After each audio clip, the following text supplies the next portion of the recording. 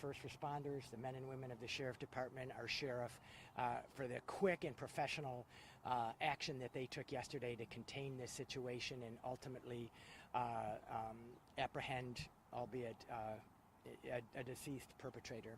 And I also have to give congratulations is not the right word, but my appreciation, my deep appreciation to the mayor of Rochester Hills for the way that he has led the city in the last 24 hours. Let me just give you a few updates from the Emergency Operations Center debrief that we had this morning. Again, these are not law enforcement updates, but as I said, we activated our center at 6:15 yesterday, and what we know as of this morning is that we still don't know the conditions of these victims. 3 of them were operated on yesterday evening, including an 8-year-old young boy. We still have not heard word from the hospitals and medical professionals in terms of their condition, other than they are not deceased. So we don't have any other update on that. But one of the first organizations to respond in a situation like this is our partners at Oakland Community Health Network. And because what we find is that the first need is mental health services, and we know that that's going to be a thing. And I want to encourage anyone out there who has been traumatized by this event, affected by this event, whether you're a direct family member, a member of Rochester Hills, or you're just a member of the community, we want you to reach out for help. And I'm going to ask the folks at OCHN to talk a little bit more about the help that's currently available today, that will be ongoing throughout this week.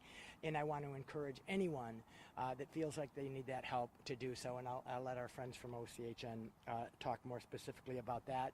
At the county, we also have a number that I would like to give out for anyone in the community who can't make it up here to Rochester Hills to avail themselves of that service in person.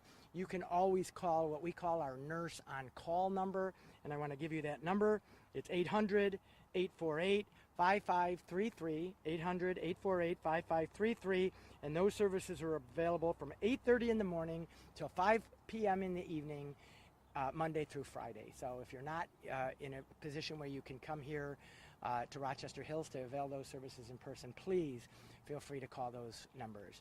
Before I ask our friends at OCHN to explain the services that they're providing, I'd like to give the mayor of Rochester Hills, Brian Barnett, an opportunity to address you as well. Mayor. Thank you. Good morning. I want to start by thanking Dave and the county leadership team for their support. Can only describe the last 24 hours as a nightmare. I've mentioned before, I've been blessed to be the mayor of the city for 18 years and never thought I'd see my city in the same sentence as some of the other cities that have experienced mass shootings. Whenever you have a situation like this, you are reminded of the immediate tragedy and then, of course, encouraged by the support of people that surround themselves almost immediately. In the last 24 hours, I've had calls from the White House, the governor's office, nearly every member of Congress, mayors from across the country, including a call this morning from the mayor of Orlando, nearly the 8th-year anniversary of the Pulse nightclub shooting, each of them sharing their stories of both encouragement and strategies when your community goes through something like this. Yesterday I was reminded about the local heroism of the men and women of the Sheriff's Office and the Rochester Hills Fire Department. You can't imagine running into a scene where there's flip-flops and ice cream cones and children laughing and playing just minutes ago. What they did and what they continue to do in serving our community and specifically those injured is exceptional. I've talked to some of the victims' families. One of the victims' was a member of our team. Her husband works for the city. Chatted with them. They had their entire family out at the splash pad. They're healing.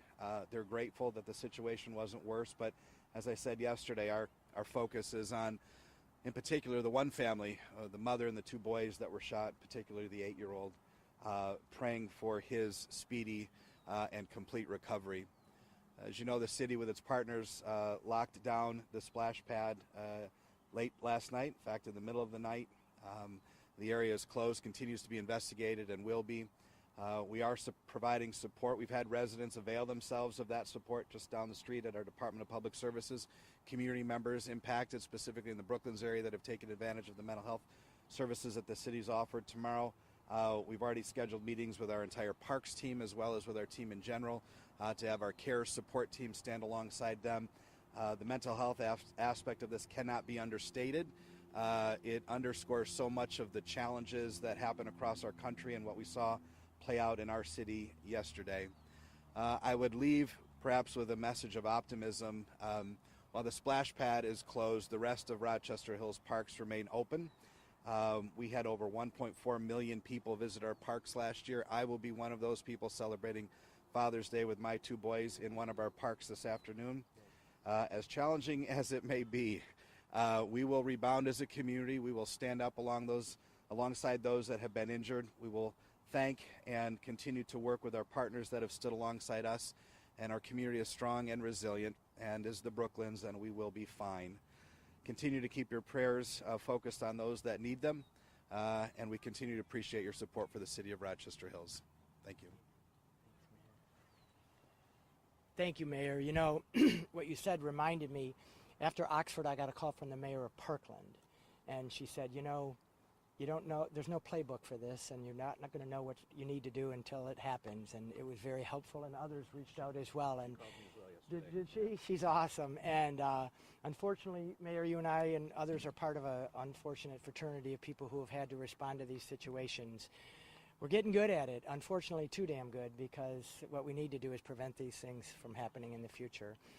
And to help with that, we need to address mental health. And I want to introduce Adam Hamilton, who is the Director of Clinical Services at Oakland County Health Network, to talk about some of the mental health aspects to this and the services that they're currently providing in our county. Adam. Hello, Adam Hamilton. So as has been mentioned, we're providing some supports down the street at the Public Service Building. The supports that are offered there are debriefing and facilitating connection to long-term supports and services if that's needed for people, for families. We'll be sending out some mental health tips, so some tips about maybe how to talk to your loved ones about what's happened, how to talk to children. I think it's important to keep in mind that when children go through something traumatic like this, we may not hear it in what they're saying to us, but we may see it in their behavior. So it's a good idea to keep an extra eye, look for disturbances of sleep, things like that. Always be available to talk, remind them that they are safe now, try to have age-appropriate information for them if they're asking questions, and perhaps also thinking about, again, that connection to longer-term supports where necessary. In addition to that, 988 has been mentioned. In Oakland County, there really is no wrong door for getting connected to mental health services. So if you go to our website or simply just call 988, that can all be directed to our access team, and they're wonderful about making the connection from that first call to the appropriate services that someone may be in need of ongoing. So I think next I hand it over to Tricia, or Sure, Tricia. All right. Thank you. Tricia Zizumbo, Chief Operating Officer of Oakland Community Health Network. We are the community mental health system authority here in Oakland County. So we do have a trained team for critical incident stress management.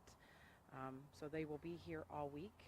We are finalizing some hours, but we are looking at approximately every evening at the DPW building, being available with trained clinicians, trained mental health professionals to offer that one-on-one support that Adam mentioned.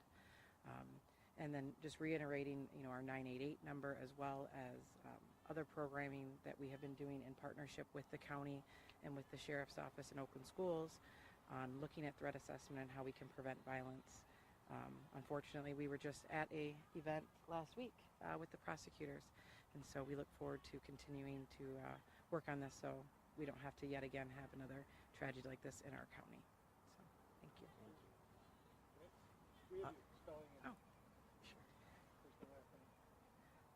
Tricia, Trisha, and Zizumbo, Zizumbo. It's a tricky one. All right. So thank you, everyone. And with that, we're happy to take questions from me or anyone of our speakers. Yeah. For the Oakland County Health Network, if we could, can you talk about the services? I mean, there's a lot of folks who, there's still a stigma. Maybe they're afraid to come forward, they want to talk. Can you talk about what's available if folks decide to come out, have the courage to come out and talk to one of the therapists available? Yes, and before they do, I just want to add this. If there was one silver lining to COVID, it's that I think the stigma is being reduced. I think you have to realize that mental health issues can happen in any family, at any income, at any race, anywhere in the county or the country. And so that's why I started by encouraging people. Look after your family members and yourself. And if you're experiencing any kind of change in behavior or mental health, please reach out. And specifically, Adam, if you want to, maybe you want to take that. So predominantly what's happening right now over at the Public Service Building is it's an intervention that our critical incident stress management team offers. It's called a debriefing. So it really is an opportunity for people who were affected by this tragedy to kind of start the healing process. These are people most of whom are clinicians, all of whom have been very well trained in these interventions. And so one of the things that can result from participating in this intervention is we can identify people who, because they're either telling us directly or because we're observing the degree to which they're really struggling, we can identify people who really need to be connected to more supportive services. A debriefing is it's an opportunity to talk about what happened from your perspective, talk about what you're experiencing right now in terms of kind of physical response. Are you having problems with sleep? Have you lost your appetite? These kinds of things. So we can talk those things through, encourage people to revert to healthy coping through times like this, and then again, if need be, we can connect people to longer-term supports and services. What is it about tragedies like this that create maybe a unique set of trauma or what we're dealing with? Maybe you didn't have to be there directly to witness it, to experience something. Can you talk about that? Sure, yeah. I think we recognize now probably more than ever that the impact of these things can be traumatizing even for people who were not a direct participant or directly involved in the event. We all have a connection to this community. For those of us who have children, to hear about things like this happening to other children, to other families. I mean, these types of events sort of connect to us in those ways, and we can really imagine ourselves, our loved ones, our own children in those situations. And Rochester's it's a wonderful community, right? So to even begin to process the impact of something like this happening in a place where you've always felt safe, felt comfortable to go, can be very destabilizing. Yeah. Got a question real quick. Sure. Someone going after kids at a splash pad. That's almost unimaginable. Knowing that you're about to experience a heat wave, a lot of people are going to be outside.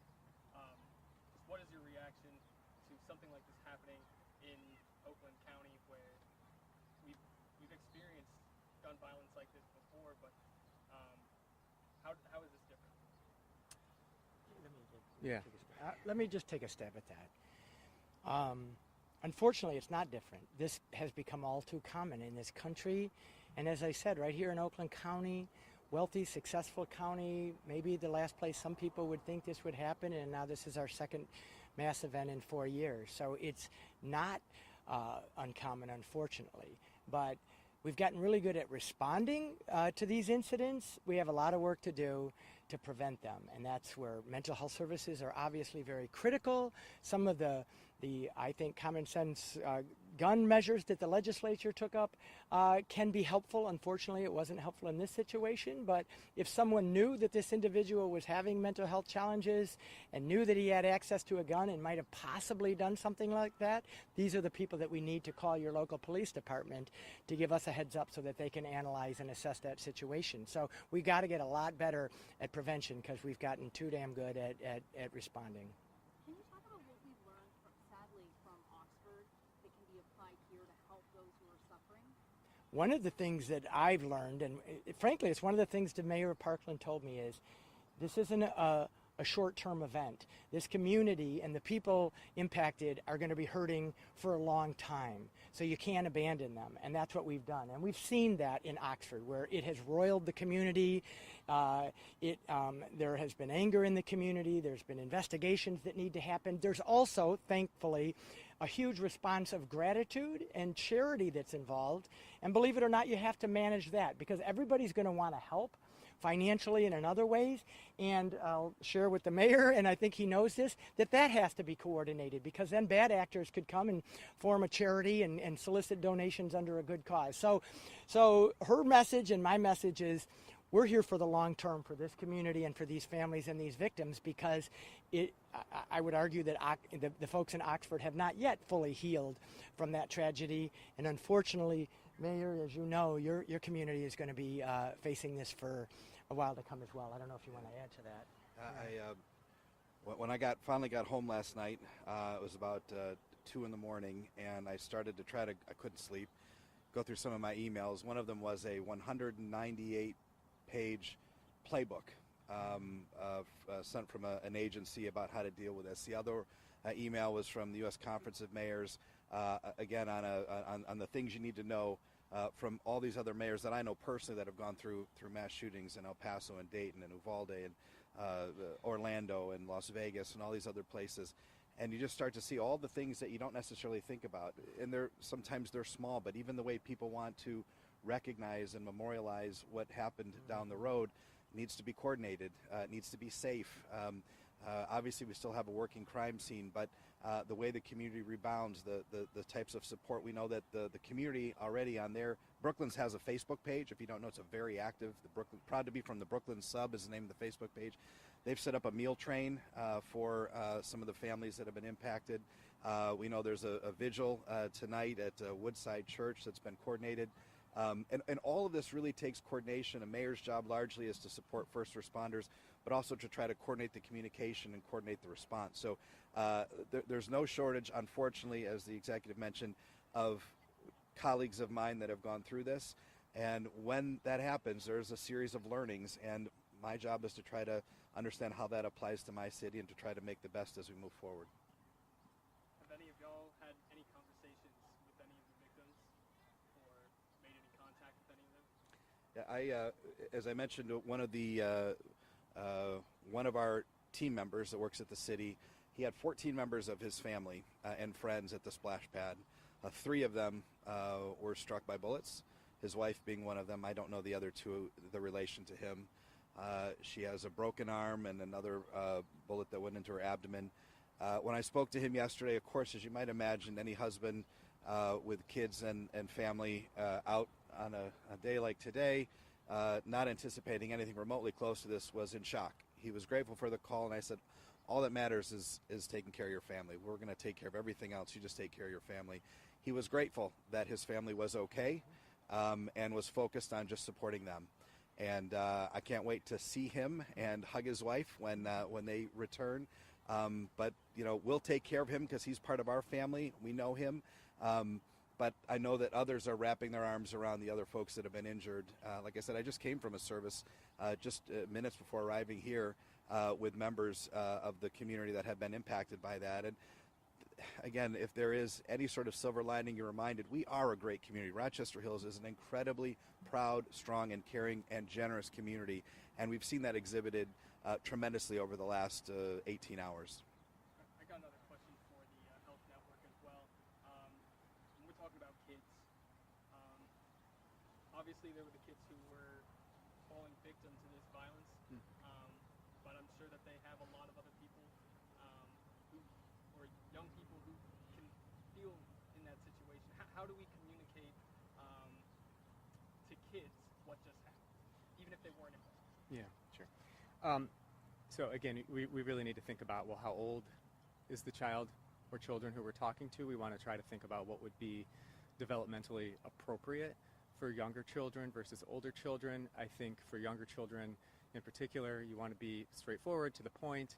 You don't need to go into a lot of extensive detail, though. And I think it's really important to emphasize, we are safe now, and the people who need to step in and help are doing so. For older children, I think it's also really important to bear in mind that they are probably having communication among peers, social media, for example. We don't know the nature of those communications a lot of times. We don't know what kind of information that they are taking in. So I think it's important to really start by listening, hear what they're saying, try to understand what they think is going on, try to understand how they have processed it,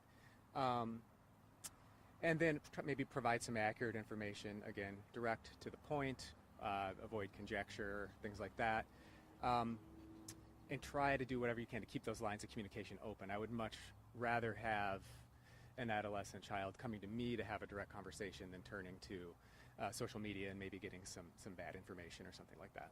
And kids get questions all the time too. How do you hold that conversation with a child who's talking about something that they may have never experienced, seeing or feeling a connection to something so gruesome? Yeah. Again, I think we want to tailor what we share to be developmentally appropriate for younger children. I think that it's really important to kind of sandwich that conversation around this idea of safety and emphasizing that we are indeed safe now. Listening is huge. Let them get it out, sit with them through their emotional response. That is probably going to go a long, long way, potentially further than anything that we're going to really try to say or explain in reply to them. By doing that, by maintaining that strong connection, and then trying to do whatever we can to create safety through maintaining routines and a sense of normalcy, that's very important as well. Yeah. Thanks, everybody. Thank you. Appreciate your time.